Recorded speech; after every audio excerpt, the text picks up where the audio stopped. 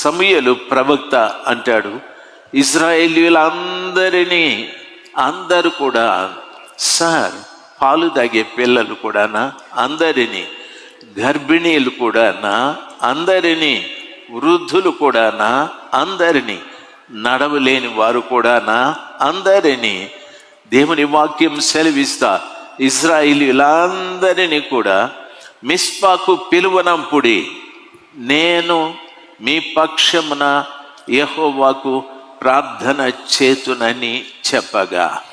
ఎందుకు ప్రవక్త పిలుస్తున్నాడో తెలుసా? ఈరోజు మనకు ప్రేమ బిందు ఉంది అని కాదు, సంఘంలో ఎవరికో పెళ్లి జరుగుతుంది అని కాదు, చర్చి యానివర్సరీ లేకపోతే ఇంకొకటి కాదు.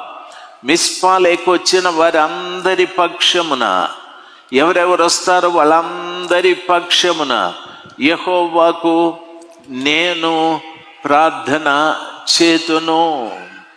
దైవ సేవకుడు చెప్తున్న మాట, ఎవరెవరు మందిరానికి వస్తారో వాళ్ళందరి కోసం నేను యేసు ప్రభుల వారికి ప్రార్థన చేతును. చాలామంది చెప్పచ్చు, నేను ఇంకా అయ్యగారిని కలవలేదు, మందిరానికి వస్తున్నా, నేను ఇంకా అమ్మగారిని కలవలేదు, మందిరానికి వస్తున్నా. దేవుని పిల్లలు గమనించాలి, మీ అందరి పేర్లు తెలుసునో తెలియదో, మిమ్మల్ని కలుసుకున్నారో కలుసుకోలేదో, ప్రతిరోజు ప్రతి రాత్రి ఆయన పవిత్రమైన పాదాల చెంత కన్నీరు కారుస్తూ, ప్రభువా ఈ ప్రాంగణం అంతవరకు ఆత్మలో చూస్తూ, ఈ ప్రాంగణంలో కూర్చున్న ప్రతి బిడ్డ కొరకు కన్నీరు కారుస్తూ ప్రభువా వారికి క్షేమము దయచేయి, వారిని తరిమి వెంటాడుతున్న శత్రువుల చేతిలో నుండి విడుదల దయచేయి. దేని కొరకు వారు భయపడి స్థలంలోనికి వచ్చారో భయపెట్టే ప్రతి కార్యమును యేసు నామములో వారి నుండి, వారి కుటుంబంలో నుండి తొలగిపోవాలని రాత్రనక పగలనక మీ కొరకు యేసయ్య పవిత్రమైన పాదముల చెంత మొరపెడుతూ ఉన్నారనే సంఘటన మరిచిపోలేదు. ఈ స్థలంలో నిర్భయంగా నువ్వు కూర్చున్నావంటే నీ కొరకు సర్వోన్నతుడైన దేవుని కొరకు, దేవుని సన్నిధానంలో నీ కొరకు మొరపెట్టే ఒక గొప్ప దైవ సేవకురాళ్ళు ఉన్నారు అనే సమాచారాన్ని దయచేసి మర్చిపోకు. సమూయేలు ప్రవక్త అంటాడు, రండి అందరం మీ కొరకు నేను ప్రార్థన చేస్తానని చెప్పాడు. సర్వశక్తిమంతుడైన దేవుని పాదాల చెంత ప్రతి వారికి నా మనవి, ఇదొక కావలి గోపురం. ఇక్కడ మీ కొరకు ప్రార్థించేవారు ఉన్నారు, ఉపవసించి ప్రార్థించేవారు ఉన్నారు. రాత్రనక పగలనక వారి ఆలోచనల్లో మీరున్నారు, వారి తలంపుల్లో మీరున్నారు. వారు తినే భోజనము కంటే, కట్టే దుస్తుల కంటే మీరు చాలా ప్రాముఖ్యమైన వారిని ఎంచుకుంటూ ప్రార్థించే దైవ సేవకురాలు ఈ స్థలంలో ఉన్నారు. దయచేసి నా మాటలు అర్థమైన బిడ్డలు గట్టిగా చప్పట్లు కొట్టి మహిమ పరుద్దాం.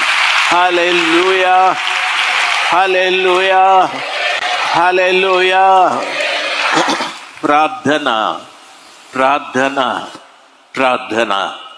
మీరు ప్రార్థించండి అని దైవ సేవకులు వెళ్ళి పడుకోవడం లేదు. మీరు ఉపవసించండి అని చెప్పి దైవ సేవకులు వెళ్ళి తినడం లేదు. చాలా దగ్గర అట్లా జరుగుతుందేమో నాకు తెలియదు. మీ అందరికీ నా మనవి, కొన్ని దగ్గరలో ఆ రీతిగా జరగచ్చు. బైబిల్ సెలవిస్తుంది, మీరందరూ రండి మీ పక్షమున నేను యెహోవాకు ప్రార్థన చేతునని చెప్పగా వారు మిస్పాలో కూడుకొని నీళ్లు చేది యెహోవా సన్నిధిని కుమ్మరించి ఆ దినమున ఉపవాసముండి యెహోవా దృష్టికి మేము పాపాత్ములమని ఒప్పుకొనిరి. హల్లెలూయా. మిస్పాలో వారు కూడుకున్న తరువాత బైబిల్ సెలవిస్తుంది, వారు నీళ్లు చేది యెహోవా సన్నిధిని కుమ్మరించి ఆ దినమున ఉపవాసం ఉండి యెహోవా దృష్టికి మేము పాపాత్ములమని ఒప్పుకొనిరి. ఈ విషయాన్ని బాగా గమనించాలి. మిస్పాలోకి వచ్చిన వారందరూ కూడా ఎక్కడున్నారు అంటే యెహోవా సన్నిధిలో ఉన్నారు.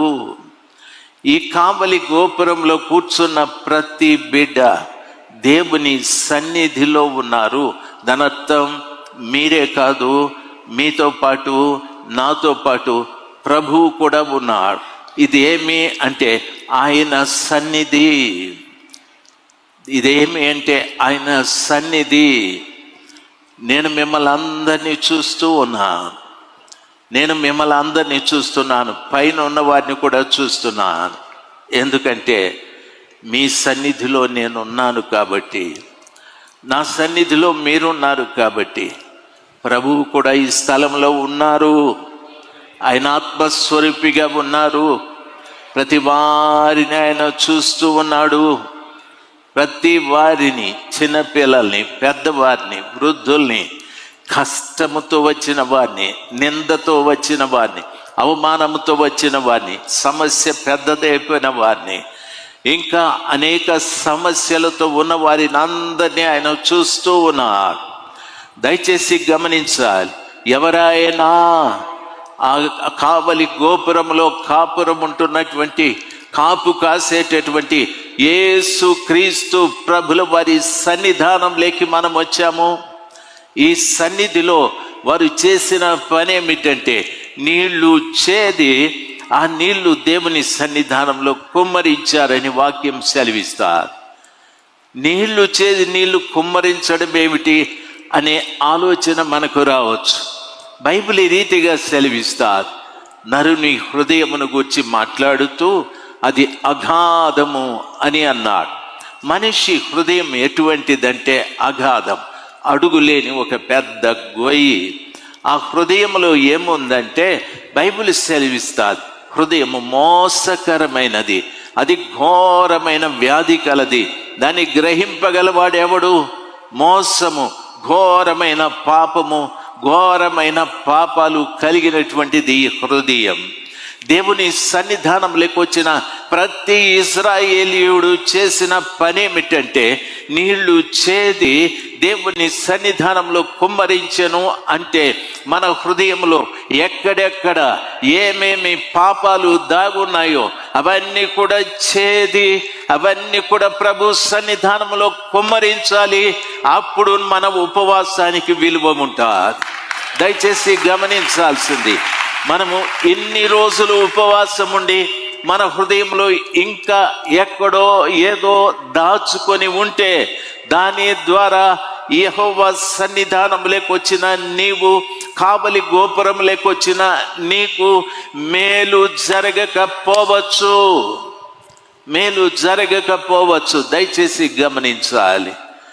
అయ్యగారికి మీ హృదయం తెలీదు, మీ హృదయం అయ్యగారి హృదయం మీకు తెలియదు. మనందరి హృదయములను ఎరిగిన పరలోకపు తండ్రి ఈ స్థలంలో ఉన్నాడు. ఇశ్రాయేలీయుల స్థలములో కూడుకొని నీళ్లు చేది, ధనార్థం బావిలో ఉన్న నీళ్లు తోడడం కష్టమే. నీ లోపల ఉన్న పాపాలు బయటికి తీసుకురావడం కష్టమే. నీ లోపల ఉన్న పాపాలు బయటికి తీయాలంటే కష్టపడాలి. అదే రీతిగా రాత్రి సమయమందు యాకోబులో ఉన్న పాపం బయటికి రావటానికి రాత్రంతా పోరాడాడు. 17 రోజులుగా పోరాడుతూ ఉన్నావు. దేవుని ఆత్మ నీతో చెప్తుంది, ఈ తప్పు విడిచిపెట్టు, ఈ తప్పు విడిచిపెట్టు. నీ ఆత్మ చెప్తుంది, ఇదొక్కటే కదా బలహీనత, ఇదొక్కటే కదా ప్రభు కనికరిస్తాడు, ప్రభు క్షమిస్తాడని. నీ ఆత్మకు, నీ శరీరానికి పోరాటం జరుగుతూనే ఉంది. 17 రోజులుగా పోరాటం జరుగుతూ ఉంది. ఈ పోరాటంలో ఈ మధ్యాహ్న సమయమందు నీకు విజయం రావాలి. నీ లోపల ఉన్న ప్రతి ఒక్కటి నీళ్లు తోడినట్లుగా తోడి ఆయన సన్నిధానంలో కుమ్మరించ ప్రభు చూస్తాడు. కుమ్మరించబడిన వాటిలో ఇంకా నీలో ఏమైనా ఉందానని. ప్రభు ప్రతి హృదయంలోటి పాపము ఎరుగును. రాజశేఖర్ హృదయంలో పాపము ఎరుగును, రాజు పాస్టర్ హృదయంలో పాపము ఎరుగును, ప్రతి వారి హృదయంలో ఉన్న పాపము ఎరుగును. నేను తోడి పోసేటప్పుడు ఆయన చూసిన పాపం తోడి బయటికి వచ్చేదా లేదా అని ప్రభు చూస్తూ ఉంటారు. దయచేసి గమనించాలి. వెనకేమో శత్రువులు, ముందేమో యెహోవా. సర్వశక్తిమంతుడైన దేవుడు నిన్ను చూసేది నీవు ఎన్ని పాపాలు తోడిపోసేసావని. నీవు చూసేది నిన్ను తరుముతున్న శత్రువుల్ని చూసి, వాళ్ళని చూసి నన్ను కాపాడు, నన్ను కాపాడు, నన్ను కాపాడు, నన్ను, నా కుటుంబాన్ని కాపాడు, నా పరిస్థితుల్ని కాపాడు, కాపాడు అని బిగ్గరగా 17 రోజుల నుండి ఏడ్చాం. 17 రోజుల నుండి ప్రభు కూడా చూస్తూ ఉన్నాడు. ఇందులో ఉన్నవి ఏ ఏ చెడును తోడి ఆయన సన్నిధానంలో పోసేసావోనని.